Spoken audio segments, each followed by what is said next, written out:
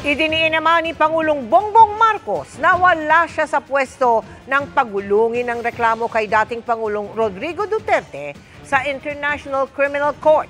Hindi raw tumulong sa ICC ang gobyerno at sumunod lang sa obligasyon nito sa Interpol.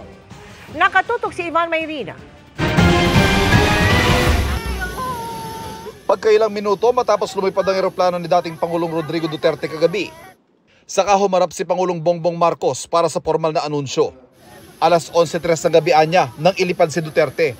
Mahigit 12 oras yan matapos ang pag-aresto sa kanya sa NAIA pagkalapag mula Hong Kong. The plane is en route to The Hague in the Netherlands, allowing the former president to face charges of crimes against humanity in relation to his bloody war on drugs. March 7 o Biyernes ang petsang nasa warrant ng International Criminal Court o ICC. Pero kwento ng Pangulo, alas 3 ng madaling araw kahapon lang na matanggap niya ang kopya mula kay Interior and Local Government Secretary John Vic Remulla. Noon lang dinaan niya nila ikanasa ang plano sa pagsisilbi ng warrant kahit pa noong isang linggo pa maugong ang balita tungkol dito.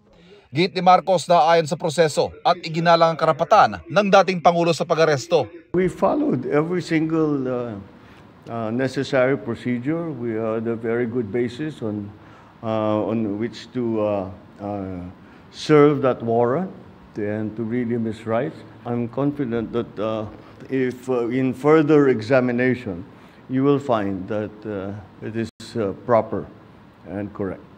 Nilinaw rin ng Pangulo na ang pag-aresto kay Duterte ay pagtupad sa obligasyon ng Pilipinas sa International Police o Interpol at ang mga nauna niyang pahayag tulad nito. Let me say this for the 100th time.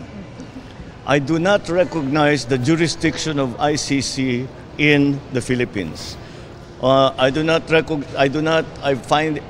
consider it as a threat to our sovereignty. Hindi niya nagbago dahil consistent naman tayo, hindi tayo tumutulong sa investigasyon ng ICC.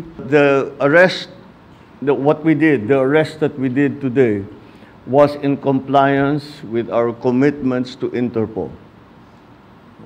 It just so happened that came from ICC. But it's not because it came from ICC, it's because it came from Interpol. Binanggit niyang kailangan natin makipagtulungan dahil nagpapatulong din tayo sa Interpol tulad ng paghuli kay Alice Go at Arnie Teves abroad, pati pag-rescue sa ilan nating kababayan. Pati naman yung mga human trafficking sa Myanmar, pati sa mga madadamay. Sa magkahiwalay na pahayag at panayam, sinabi ni Vice President Sara Duterte na isa itong persecution ng administrasyon at may kinalaman nito sa 2028 elections. Sa gitna niyan, mensahe ng Pangulo sa mga supporter ni dating Pangulong Duterte na nanawagan ng people power. Politics doesn't enter into it. Bakit? Why that? You know, he's never going to be a candidate for anything. Why go after him? Di ba? At saka 2017 pa ito, wala pa ako. Civilian pa ako noon. Ayon sa palasyo, hindi pa pinag-uusapan ngayon ang muling pagsali ng Pilipinas sa ICC. Para sa GMA Integrated News, Ivan Mayrina, nakatutok, 24 oras.